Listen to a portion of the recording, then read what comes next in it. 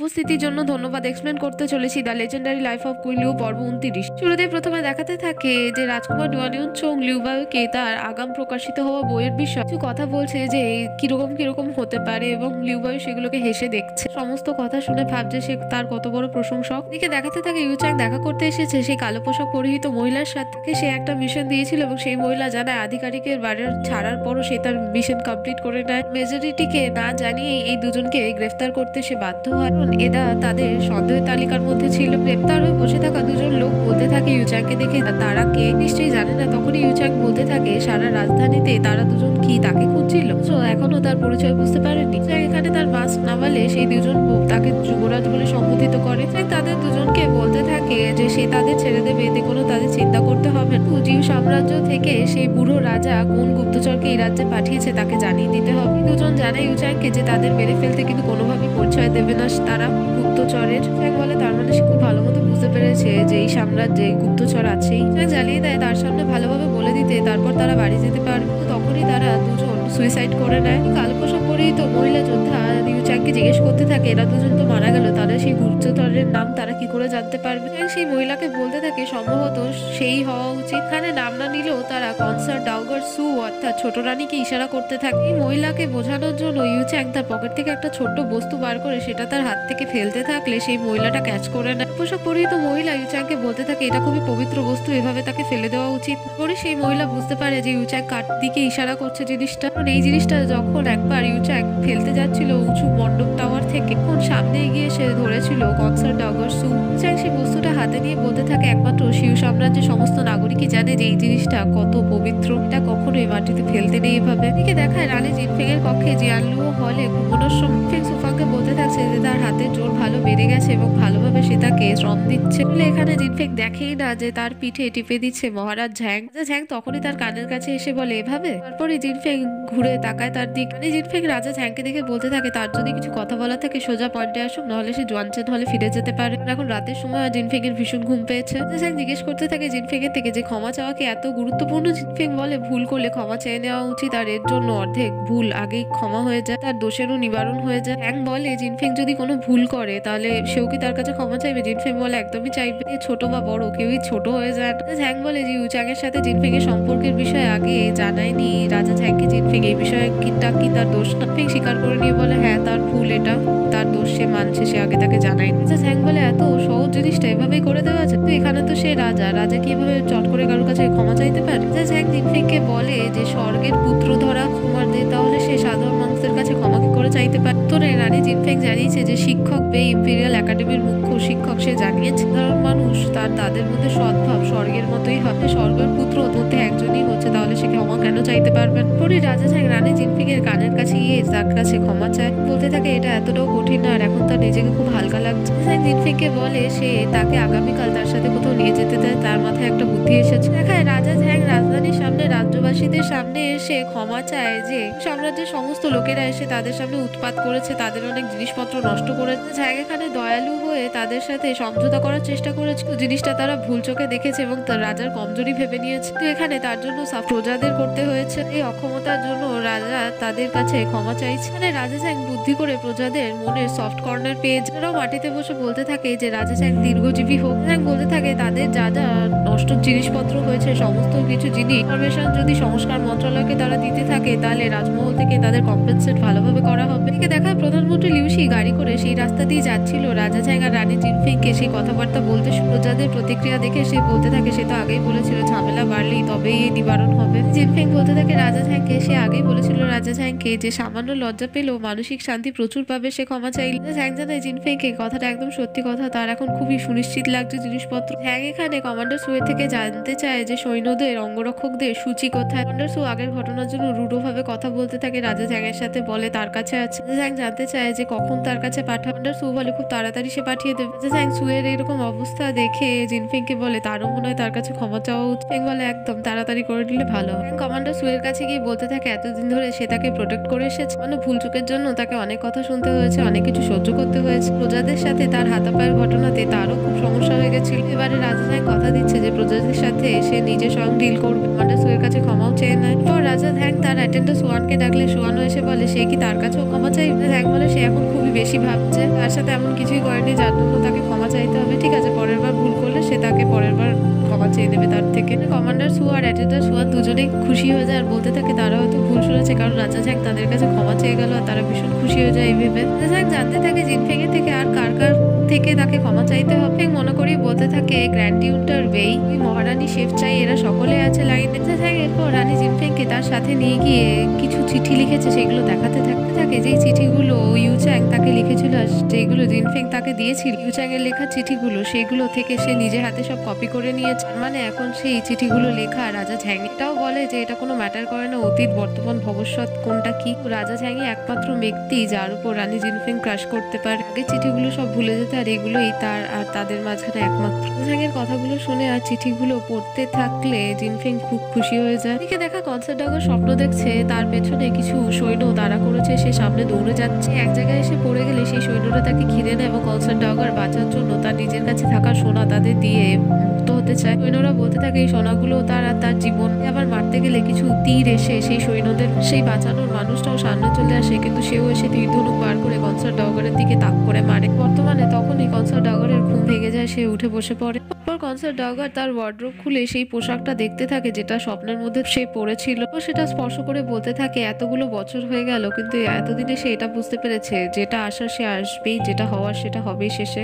দেখায় দাসীদের সাহায্যে কনসার্ট ডাগার সু সেই সমস্ত পোশাক পরে নিনার মুখ দেখে বলতে থাকে যে এত বছর হয়ে গেছে, একটা বছর চলে গেল, মা একেবারে হাওয়ার মতো উড়ে যায়, এখনো সে একবার ফিরে যেতে পারেনি। পরে এটা উল্লেখ করার মতো না। এরপর কনসার্ট ডাগার সু একজন দাসী নাম বয়স জিজ্ঞেস করে তার থেকে। দাসী তার নাম আর বয়স বলে কনসার্ট ডাগার মনে করতে থাকে ও একসময় 16 বছর বয়সে ছিল যখন সে ডঙ্গা সাম্রাজ্যের এই রাজমহলে প্রবেশ করেছিল, এসেছিল। সেই তাকে বলেছিল খুব তাড়াতাড়ি তাকে তার সাম্রাজ্যে ফিরিয়ে নিয়ে যাবে। তো দেখতে দেখতে 20 বছর পার হয়ে গেছে, কিন্তু এখনো সে ফিরে যেতে পারেনি। তো দাসী বলতে থাকে রানী কনসার্ট ডাগার সুকে যে তাকে বেশি চিন্তা না করতে, তারা সেই নামসূচি ভালোভাবে খুঁজে নেবে। ডাগার সু বলতে থাকে যে কিয়ান হুয়াফু ফর্মুলা রাজা ঝ্যাংয়ের মৃত মা সেই নামসূচি লুকিয়ে রেখেছিল, তার কাছে ভালো একটা প্ল্যানও ছিল। বাকিরা এখানে সবাই ভুল ছিল, কিন্তু সেই নামসূচি ততটাও সরল না যতটা মনে হয়। তো দাসী বলে কনসার্ট ডাগারকে যে রাজার উপর তার ভরসা রাখা উচিত। ডাগার সু জানায় যে সে রাজাকে ভরসা করে। দিকে দেখায় রানী জিনফেং সকাল হয়ে গেছে, নিজের পক্ষে দরজা খুলে সে দেখতে পায় দরজার গায়ে লেগে বসেছিল তার মা, ঘুমিয়েছিল ইউংফু। দরজা খুললে সে পড়তে নিলেই রানী জিনফেং তাকে ধরে নেয়। ফেং তাকে জিজ্ঞেস করতে থাকে তার এখানে এভাবে থাকার কারণ কি। মা ইউংফু বলতে থাকে যে অনেক কষ্টে রাজমহলে খুঁজে সে তার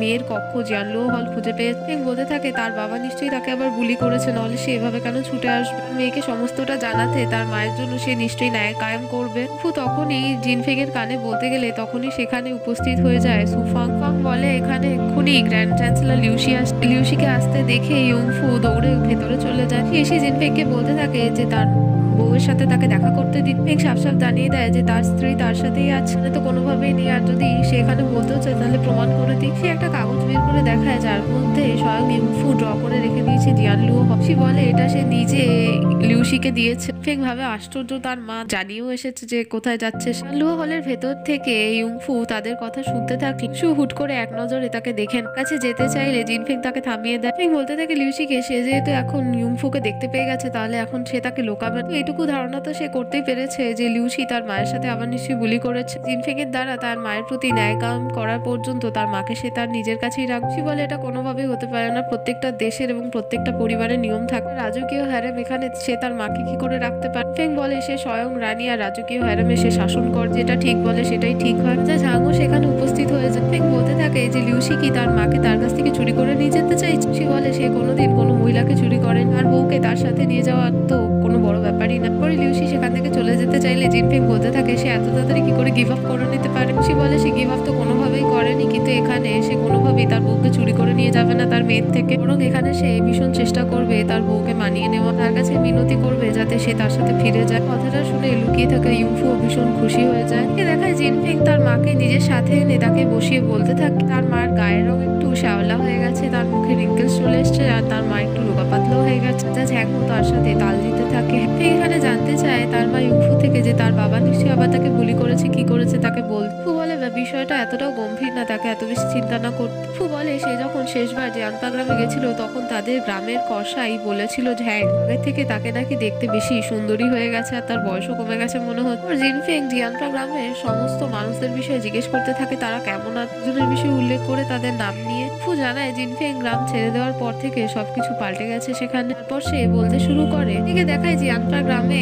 একটা ঘটক একটা মোটা মহিলাকে ভালো করে মেপে দেখছে তার হাত দিয়ে। মা জিজ্ঞেস করছে সেই মহিলাকে, তার মেয়ে মোটা খুব ভালো মতো জানে সে কি ঘটক মহিলা হয়ে তার মেয়ের জন্য একটা বর খুঁজে দিতে পারবে। ঘটক মহিলা বলতে থাকে যে এই গ্রাম ছাড়া অন্যান্য অনেক গ্রামে সে ভালো বর খুঁজে দেবে তার মেয়ের জন্য। সাধারণ পুরুষরা মেয়ে খোঁজার জন্য বা কোণে দেখার জন্য মুখিয়ে থাকে। উনি দেখায় জানলা ভেঙে উপচে পড়ে ছেলেদের দল। সেই ঘটক মহিলা দেখিয়ে বলে এখনই দেখে বোঝা যাচ্ছে যে তার মেয়ের জন্য কত মানুষ আছে দাঁড়িয়ে। ফেং বলে তার মাকে যে তাকে বেশি চিন্তা না করতে, সে তার মেয়ের সাথে এখানেই থাকতে পারে। ঝ্যাংও বলে সে যতক্ষণ আশেপাশে থাকবে লিউসি কিছু করার সাহস পাবে না। ফু বলে এরকম কোনো ব্যাপারই না, লিউসি তার সাথে কোনো খারাপ ব্যবহার করে। এখানে সে লিউসির পক্ষ নিয়েও কথা বলছে না। আসল ঘটনাটা হয়েছে যে সে বলেছে এই ইউংফুকে সে বিয়ে করতে চাইছে। ইউংফু এটা কোনোভাবেই চাইছে না, এটাই সত্যি। ফ্ল্যাশব্যাকে ইউংফু বলতে থাকে যে যখন সে ছোট ছিল আর লিউসিও ইয়ং ছিল বা লিউসি তার কাছে এসে ফুল দিয়ে তাকে বলেছিল তাকে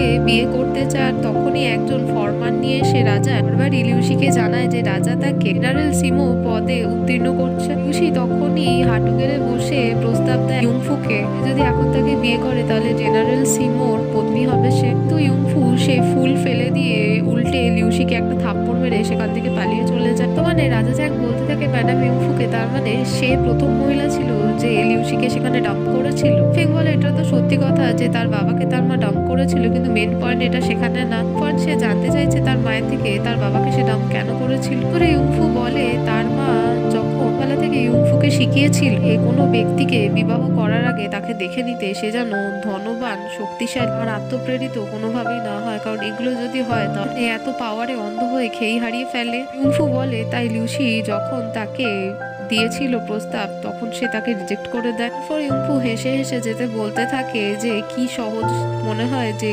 ইউংফুকে বিয়ে করা। লিউসির কি মনে হয় সে ইউংফুকে ফাঁসিয়ে নিতে পারবে এত সহজে? ঠিক আছে, এখানে তার ইচ্ছা, দেখা যাক কি করতে পারে সে। ফেং বলতে থাকে তার বাবার প্রতি খুবই সহানুভূতি অনুভব হচ্ছে এখন তার। ঝ্যাং বলে প্রথমবার তার লিউসির জন্য ভীষণ খারাপ লাগছে। ফেং বলে যে ইউংফুর মা অর্থাৎ তার দিদা একদম ঠিক কথা বলতে, ধন আর শক্তি পাওয়ার পর আর আত্মপ্রেরিত হয়ে যাওয়ার পর পুরুষেরা পাল্টে যায়, ভীষণভাবে খেই হারিয়ে ফেলে। ঝ্যাং এখানে মনে মনে ভয় পেতে থাকে যে জিনফিংও হয়তো তাকে ছেড়ে চলে যাবে। জিনফিং এখানে তাকে চমকে দিয়ে বলে কিন্তু এখানে রাজা ঝ্যাং কোনোভাবেই ওরকম না, সবসময় তার মনে গুড লিস্টে থাকবে। এদিকে দেখায় কনসার্ট ডাওগার সু রাজকীয় চিকিৎসক ইউচাং এর সাথে দেখা করতে এসেছে। ডাওগার সু ইউচাংকে বলতে থাকছে যে সে তার চিন্তাধারার থেকে অনেক বেশি চতুর। তো এখানে যেহেতু ইউচাং এর পরিচয়ের বিষয় ভালোভাবে সে জেনে গেছে, তাই সে একটা কথা জানতে চায় তারা কি একই পক্ষে। ইউচাং বলে কনসার্ট ডাওগার সুকে যে তাকে দেখে যতটা শক্তিশালী এবং চতুর মনে হয় ততটাও সে না, এখানে সে খুব সাদাসিধে। এখানে কনসার্ট ডাওগারকে সে সম্বোধন করে এভাবে। ইউচাং বলে কিন্তু তারা দুজনে একই পক্ষের কিনা এটা কনসার্ট ডাওগার সু এর চয়েসের উপর নির্ভর করে। কনসার্ট ডাওগার জানে ইউচাং কি তাকে এখানে থ্রেট দিচ্ছে। ইউচাং হেসে বলে কনসার্ট ডাওগার সুকে কনসার্ট ডাওগার যেহেতু জিউ সাম্রাজ্য থেকে বিলং করে তাহলে এই বিষয়ে জানার পরও তাকে যদি ধমকানো না হয় তাহলে এটা ব্যর্থ হবে। কনসার্ট ডাওগার সু বলে এই বিষয়ে রাজমহলে সকলেই জানে, বিশেষত স্বর্গীয় মৃত সম্রাট এমপ্রেস ডাওগার রাজা ঝ্যাং সকলেই জানে। এটা সত্যি কথা, স্বর্গীয় মৃত সম্রাট এই বিষয়টাকে কোনোভাবেই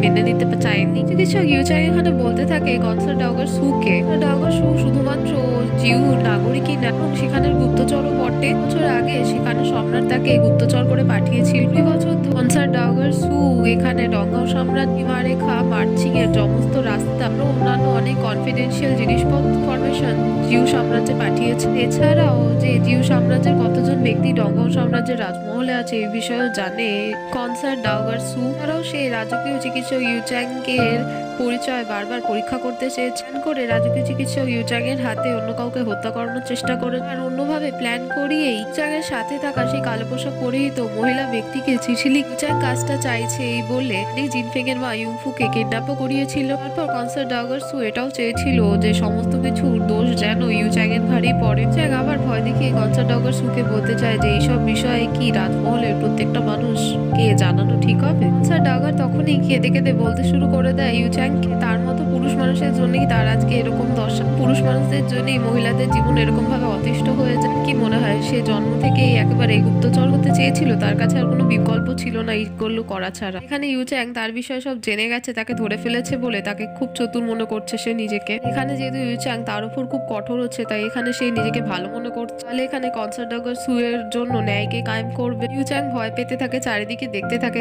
কারণ তাকে এভাবে কাঁদতে দেখে কেউ যদি চলে আসে তাহলে বিপদ ইউচাং এরই হবে। এখানে রানী ডাউগারকে থামানোর চেষ্টা করতে থাকে, শান্ত করার চেষ্টা করতে থাকে। স্যার ডাগারসু আবার কেঁদে কেঁদে এখানে বলতে থাকে ইউচাং এর এখানে কি মনে হয় যে ইউচাং এর পরিচয় পরীক্ষা করার জন্য তাকে এখানে দোষ দিতে হবে? ইউচাং এর পরিচয়ের মতো দ্বিতীয় আর কোনো পরিচয় নেই, তাই এখানে তাকে পরীক্ষা করার মতো কিছু ছিল না, সে বুঝে গেছে। মেয়েদের প্রতি এটা ওপরওয়ালার কেমন বিচার যে পুরুষ মানুষ তখনই ভদ্র হবেন, তারা রাজা বা যুবরাজ এরকম হবেনই, কিন্তু এখানে তো সেরকমও না। রাজা যুবরাজ হওয়ার পরও মহিলাদের জীবন তারা অতিষ্ঠ করে রেখে দেয়, তাদের দিয়ে ক্রমাগত কাজ করিয়ে যায়, তাদের ফাঁসিয়ে যায়, তাদের এখানে ম্যানিপুলেট করানোর চেষ্টা করে। তাহলে এখানে মহিলাগুলোর মনে শান্তি কোথায় তারা পাবে?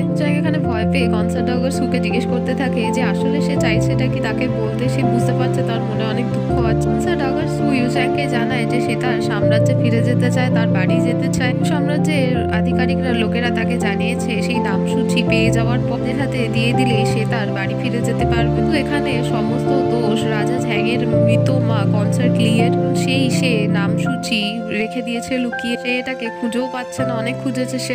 ডাগারসু এখানে রিকোয়েস্ট করে ইউচাংকে যে সে যদি তার হয়ে সেই নামসূচি লিস্ট খুঁজে দেয় ভালো হয়, তাহলে এখানে সবাই খুশি হয়ে যাবে আর সবার মঙ্গল হবে। রাজকীয় চিকিৎসক ইউচাং এখানে পড়ে যায় মহা ফাঁসাদে আর সে ভাবতে থাকে এবার সে কি করবে। এদিকে দেখায় রাজকীয় চিকিৎসক ইউচাং প্রধানমন্ত্রী লিউসির বাড়িতে এসে বলতে থাকছে যে রাজমহলের গুপ্তচরের পরিচয় সে জেনে গেছে, সেটা আর কেউ না স্যার ডাগারসু। বছর আগে জিউ সাম্রাজ্যের রাজা তাকে সেখানে গুপ্তচর করে পাঠিয়েছে। 20 বছর ধরে সেই মহিলা গুপ্তচর বৃত্তি রাজমহলে থেকে করে যাচ্ছে। সাম্রাজ্যের রাজা আরো অন্যান্য লোককেও পাঠিয়েছিল ডংহাও সাম্রাজ্যে কিয়ানহুয়াফু ফর্মুলা পাওয়ার জন্য, ক্রমাগত সেই কাজটাই করে যাচ্ছে। খুশি শুধু কথায় কথায় করতে থাকে। খুশি আসলে এখানে টেবিলের উপর বসে বসে পেন্টিং করছিল। চ্যাং লিউসির হাত থেকে পেন্টিং ব্রাশ কিনে নিয়ে বলে সে কি তার সমস্ত কথা শুনেছে। উত্তরে লিউসি বলে হ্যাঁ সে তার সমস্ত কথা শুনেছে। চ্যাং বলে লিউসিকে তাকে এত উদাসীন কেন মনে হচ্ছে, তার মানে এই বিষয়ে সে আগে থেকেই জানতো। লিউসি বলে বিষয়টা এতটাও গম্ভীর না, সে জিউ সাম্রাজ্য থেকে ছিল এবং সেই মহিলা রাজমহলে প্রবেশ করার পর থেকেই সবাই জানত কনসার্ট ডাগারসু একজন গুপ্তচর জিউ সাম্রাজ্যে। চ্যাংয়ের পরিচয় সে জেনে যাওয়ার পরও তার সাথে কি করবে এই বিষয়টা বড় কথা নয়, কারণ এখানে ইয়ানহুয়াফু ফর্মুলা বিষয়টাই এখন মোদ্দা কথা। যতক্ষণ জিনফেং না সেই ফর্মুলাটা খুঁজে পাচ্ছে তাদেরও খুঁজতে থাকতে হবে। চ্যাং বলে লিউসিকে যে এইসবের মাঝখানে এসে বারবার জিনফেংকে কেন টেনে আনছে, কেন তাকে বারবার ইনভলভ করছে। তোরে লিউসি বলে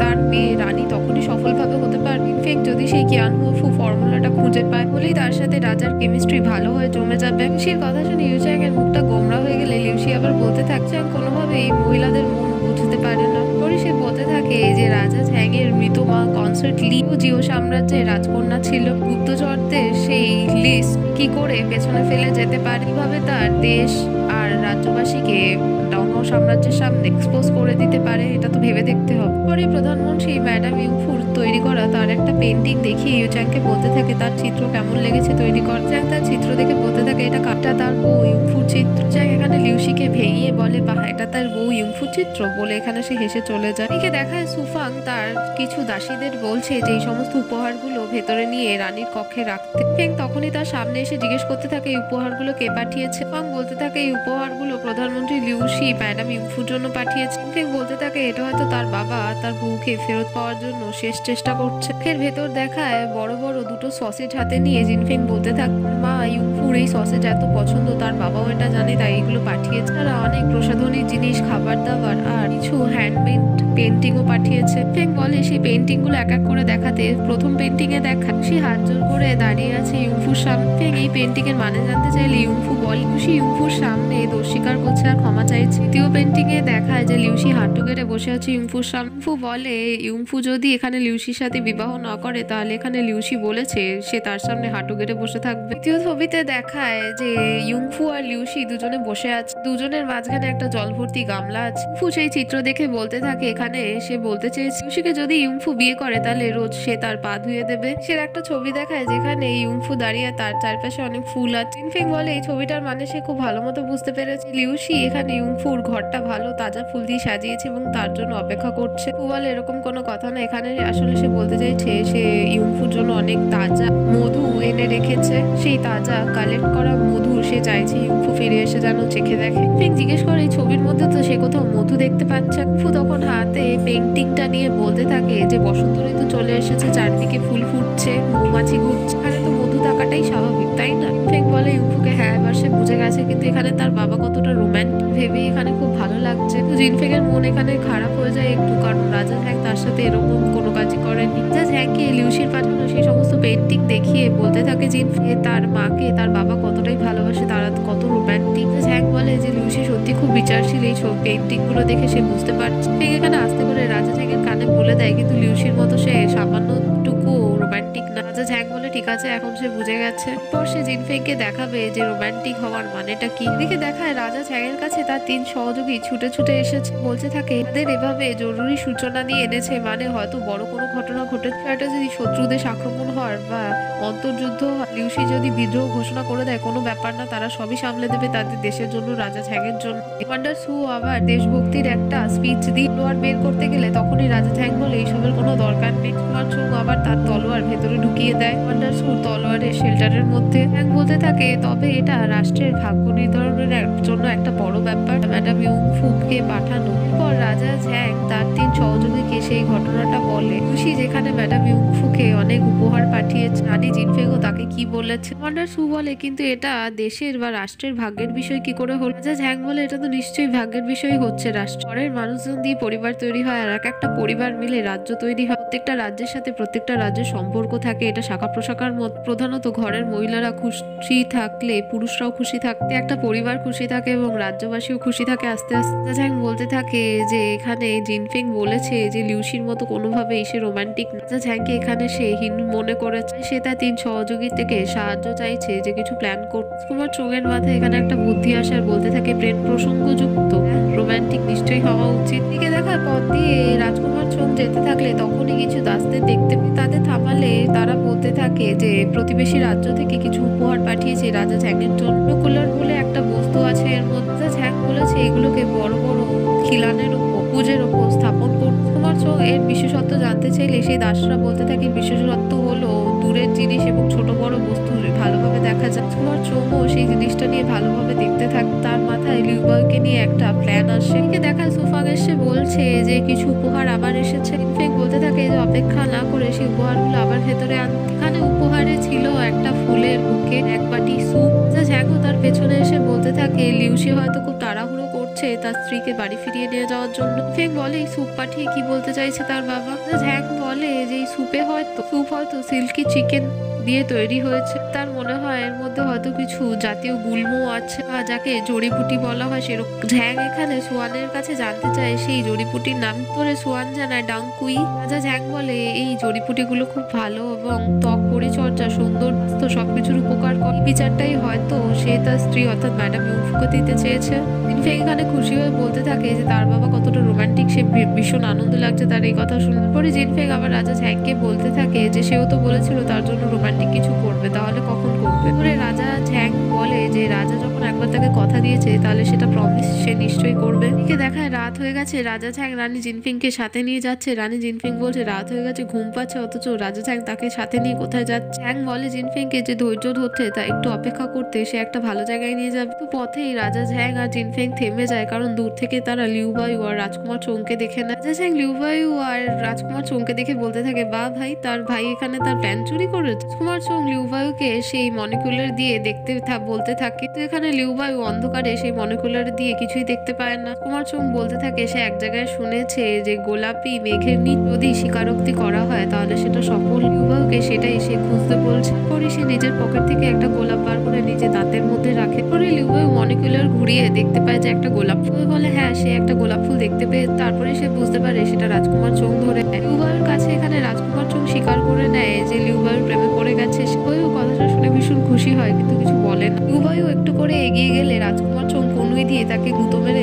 জিজ্ঞেস করতে থাকে তার উত্তর কি। ফেং দূর থেকে দেখে হাসতে থাকে আর বলতে থাকে এই বছরে দেখা সব থেকে গুরুত্বপূর্ণ এই বিষয়টা। তাতে এখানে রাজা ঝ্যাং রোমান্টিক হয়েছে, এর মানেটা এখানে কি? উনি রাজা ঝ্যাং এখানে হাত ঝাড়লে তার ভেতর থেকে একটা গোলাপ ফুল পড়ে। রাজা ঝ্যাং মনে মনে বলে তার ভাই এখানে তার পুরো প্ল্যানটাই সামলে দিয়েছে তার থেকে। জিনফিং সেই ফুলটা দেখে নিলে রাজা ঝ্যাং বলতে থাকে যে একজন প্রভাবশালী পুরুষ হিসেবে রাজা হিসেবে ডংগাম সাম্রাজ্যের একটা খুব ভালো জিনিস সে তার কাছে গোলাপ ফুল রেখেছিল, এতে সে বোঝাতে পারবে সে কতটা গৌরবশালী। বলে সে পা দিয়ে গোলাপ ফুলটা পেছনে ফেলে দেয়। জিনফিং বলে যাক, সেও হয়তো ভেবেছিল যে চোঙের মতো এরকম বোকা বোকা কিছু একটা করে। দেখে ভালো লাগলো যে তার রুচি এরকম। উনি রাজা ঝ্যাং এর পকেট থেকে আবার সেরকম একটা ছোট মনিকুলার পড়ে। জিনফিং সেটা দেখে নিলে রাজা ঝ্যাং বলতে থাকে রাজমহল এবং রাষ্ট্রের গতিবিধির উপর নজর রাখার জন্য এই কাজটা করেছে রাজা ঝ্যাং, এটা কোনো বড় ব্যাপার না তার সাথে থাকা। এই বলে সেই মনিকুলারটাও পা দিয়ে পেছনে সরিয়ে দেয়। দেখায় লিউবাওকে নিয়ে রাজকুমার চোং উষ্ণ মহলে ফিরে এসে জিজ্ঞেস করে লিউবাওকে সে যে তাকে প্রশ্ন করলো তার উত্তরটা কি সে তাকে দেবে না। লিউবাও তাকে আবার প্রশ্নটা করে বসে যে কি প্রশ্ন করেছিল সে। তাকে এখানে লজ্জা পেয়ে লিউবাওয়ের অ্যাটেন্ডার ফেং ইউর সামনে কথাটা বলে বসে যে প্রেমে পড়েছে লিউবাওয়ের সাথে রাজকুমার চোং। কথাটা শুনে ফেং ইউ আর লিউবাও দুজনেই হাসে, লজ্জা পায়। তারপর কোনো উত্তর না দিয়ে সে ফেং ইউর সাথে ভেতরে যেতে থাকে। ফেং ইউ বলতে থাকে তার মনে হয় রাজকুমার চোং তার সাথে খুবই অনেস্ট, তাকে সত্যি খুব পছন্দ করে। লিউবাও বলে হ্যাঁ, সে বিষয়টা এখন বুঝতে পেরেছে। রাজকুমার চোং কোনো উত্তর না পেয়ে বাইরে দাঁড়িয়ে থাকে আর মনে মনে ভাবতে থাকে এত সহজেতেও সে কোনোভাবেই লিউবাওয়ের উপর হার মানবে না। এদিকে দেখায় রাজা ঝ্যাং তার অ্যাটেন্ডার সুয়ানকে বলছে যে যে জিনিসগুলো প্রস্তুত করতে বলেছিল সেগুলো তৈরি হয়ে গেছে। উত্তরে সুয়ান জানায় হ্যাঁ, সব প্রস্তুত হয়ে গেছে। রাজা ঝ্যাং শেফ চাই আর কমান্ডার সুকে বলে এই বিশেষ জিনিসটা গিয়ে ইউফ্যাং গার্ডেনে রাখবো। তারা সবাই সেই বিশেষ জিনিসটা নিয়ে সেখান থেকে চলে যায়। রাজা ঝ্যাং সুয়ানকে জানিয়ে দেয় যে মনে করে রানীকে এই বিষয়টা জানিয়ে দিন। এদিকে দেখায় উষ্ণমহলে লিউবাওয়ের কাছে তার অ্যাটেন্ডার ফেং ইউ এসে বলছে তোমার চোখ তাকে বলে পাঠিয়েছে যে ইউফ্যাং গার্ডেনে লিজিং মণ্ডপে সে আছে, সেখানে লিউবাওকে উপস্থিত হতে সে না গেলে সেখানে সেই লিজিং মণ্ডপ থেকে ঝাঁপ দেবে। বলে তাকে তাহলে সেই কাজটাই করতে দিন, কারণ লিজিং মণ্ডপে একটাই ফ্লোর আছে। এদিকে দেখায় ইউফ্যাং গার্ডেনে লিজিং মণ্ডপের সামনে অনেক ভিড় হয়েছে। রাজা ঝ্যাং জিজ্ঞেস করতে থাকে সোয়ানকে যে এতজন লোক এখানে এখন কেন উপস্থিত হয়েছে। তোর অ্যাটেন্ডার সোয়ান জানায় সে তো কাউকে সূচিত করেনি, এখন সে নিজেও জানে না যে এত লোক কেন উপস্থিত হয়েছে। ঝ্যাং বলে ভালো, যত লোক উপস্থিত হবে ততই ভালো, হয়ে গেছে, এটা কোনো বড় ব্যাপার না। পরে রাজা ঝ্যাং দেখতে পায় যে একটা বড় ফানুসের মধ্যে ইউনচোং উঠে আর তাকে দেখে নিচে থাকা ইউফ্যাং গার্ডেনের সমস্ত ভিড় জমে মানুষ তাকে চিয়ার আপ করছে। এখানে উপস্থিত লিউবাও আর ফেং ইউ আছে, তারাও তাকে দেখে ভীষণ খুশি। এমনই সকল গল্প জানতে আমাদের চ্যানেলের সঙ্গে থাকুন।